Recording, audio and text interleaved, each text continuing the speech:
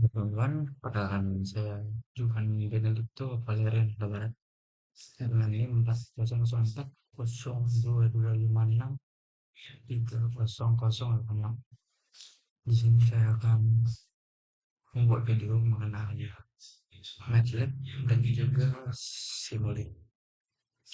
Tanpa berlama lagi teman-teman, oke, langsung aja kita ke materi terlebih dahulu. Nah, apa itu MATLAB? Jadi MATLAB itu merupakan platform pemrograman dan komputasi numerik untuk aplikasi teknik dan ilmiah seperti analisis data, pemrosesan sinyal, dan gambar, sistem kontrol, komunikasi nirkabel, dan robotika. Sedangkan untuk Simulink, jadi Simulink itu merupakan diagram blok untuk simulasi multidomain dan desain yang berbasis model. Dia mendukung, jadi Simulink ini mendukung setting sistem, simulasi, pembuatan kode otomatis, dan kemudian serta verifikasi berkelanjutan untuk sistem bertanam. Untuk selanjutnya, modeling. Nah, jadi model desain sistem dinamis pada untuk memodel algoritma dan sistem fisik menggunakan diagram blok. Pengguna dapat memodifikasi sistem linear dan non-linear dengan memperhitungkan fenomena dunia nyata seperti gesekan, selipur gigi, dan penghentian mendadak. Kemudian untuk simulasinya itu menjalankan model secara virtual untuk memprediksi perilaku sistem tanpa uji coba fisik. Kemudian Laplace transformation dan transfer function. Nah, fiturnya itu ada terdiri dari sifat, toolbox, tujuh, dan kondisi. Nah, jadi fiturnya juga transformasi Laplace di MATLAB itu bersifat metode atau operasi matematis pada ekspresi simbolik. Sedangkan untuk fungsi transfer di MATLAB, sifatnya itu model atau representasi sistem fisik atau objek data. Nah, untuk di bagian toolbox, di transformasi Laplace itu menggunakan toolbox simbolik, mat toolbox, atau dapat ditulis dengan buka kurung Laplace, buka kurung tutup kurung. Nah, sedangkan untuk toolbox yang bagian fungsi transfer itu menggunakan control system toolbox, nah, atau dapat ditulis dengan buka kurung TF, buka kurung tutup kurung. Apa sih tujuannya dari transformasi Laplace di MATLAB itu? Yaitu menyelesaikan persamaan diferensial secara aljabar. Karena fungsi transfer itu tujuannya menganalisis dan mensimulasikan perilaku ataupun sistem kontrol. Nah, pada kondisi awal dalam pemrograman transformasi Laplace, dia dapat mengalami kondisi awal yang bukan nol. Nah, sebaliknya di fungsi transfer di MATLAB, kondisi awal didefinisikan dengan asumsi kondisi awal yaitu nol. Dan selanjutnya sistem mekanik.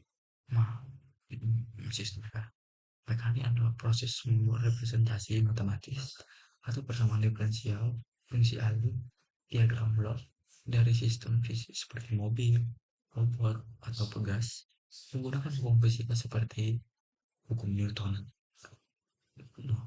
Untuk menganalisis perilaku, memprediksi respon dan meranting sistem kendali dengan elemen dasar seperti massa, pegas, dan peredam. Tujuannya itu untuk memahami interaksi input atau gaya torsi dan output dalam atau perbedaan atau kecepatan dan persamaannya menjatuhkan sistem itu. Nah, di sini sudah saya berikan gambar seperti ada contoh spring, dashboard, dan boleh diperhatikan dulu teman-teman.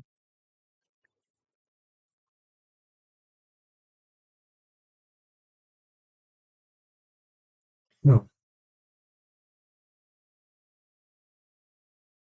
Oke, selanjutnya sistem elektrik. Nah, itu sistem elektrik itu merupakan proses penyerahan sistem kelistrikan kompleks menjadi representasi atau model matematis atau grafis seperti diagram, blok, atau single link untuk analisis simulasi dan simulasi menggunakan hukum fisik seperti hukum Ohm, Kirchhoff, ataupun yang lainnya, serta alat seperti transformasi Laplace dan Franklina, contohnya Simulink atau ETAP, untuk memahami perilaku sistem seperti pembangkit, transmisi, distribusi, ataupun beban.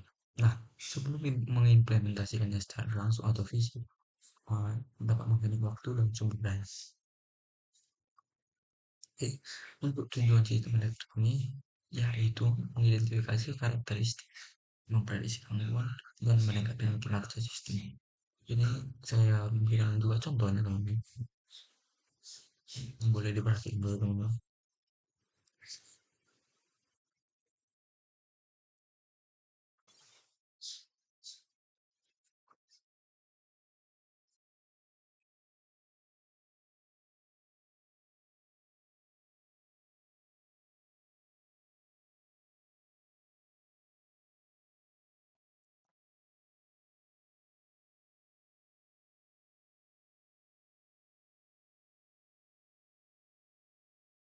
Selanjutnya, sistem hidrolik.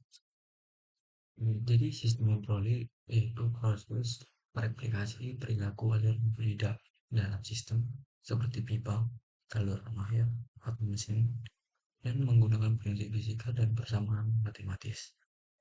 Sistem hidrolik ini seringkali dengan bantuan perangkat untuk menganalisis, memprediksi, dan mengoptimalkan kinerja sistem sebelum mengimplementasi fisik atau langsung.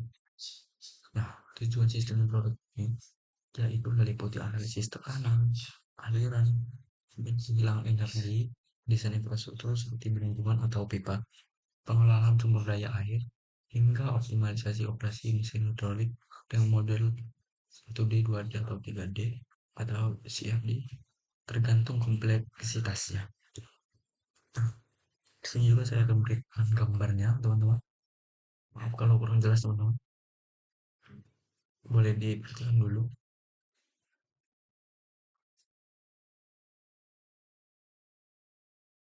Hmm, sorry, teman-teman agak berisik ya, teman-teman. Soalnya di sini ah, saya ada orang di kos saya.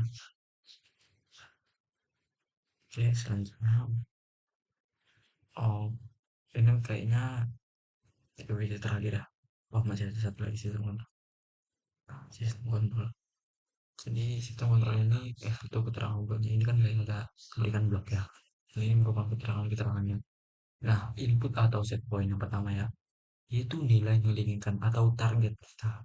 Kita ingin kita harus memberikan targetnya.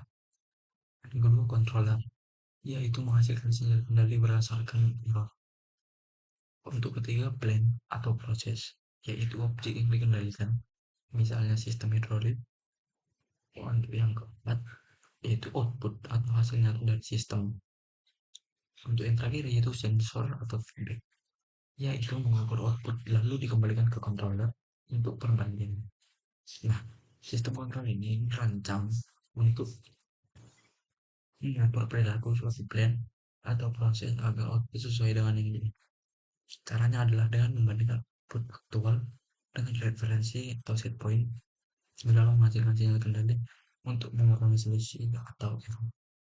Ini sinjol yang diberikan gambar yaitu masukkan, kemudian controller atau plan. Nah, jika tidak sesuai bisa ke sensor balik, balik lagi ke masukan. Nah, jika sudah sesuai maka akan dikeluarkan. Boleh diperhatikan dalam ini.